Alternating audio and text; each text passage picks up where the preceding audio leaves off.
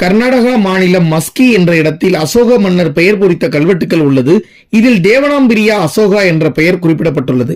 தேவனாம்பிரியன் என்றால் தேவர்களுக்கு பிரியமானவன் என்று பொருள். இந்த கல்வெட்டு ஒரு அறிவிப்பு கல்வெட்டாகும். இதில் நான் பௌத்த மதத்திற்கு மாறி 2.5 ஆண்டுகள் கடந்துவிட்டன.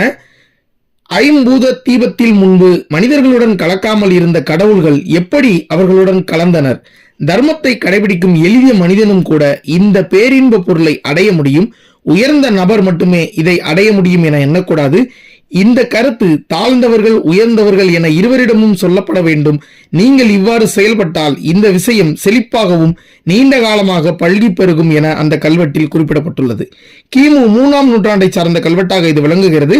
கலிங்க போருக்கு பின் அசோகர் பௌத்த மதத்தை தழுவினார் என்பதற்கு இந்த கல்வெட்டு மிகச்சிறந்த ஆதாரமாக விளங்குகிறது.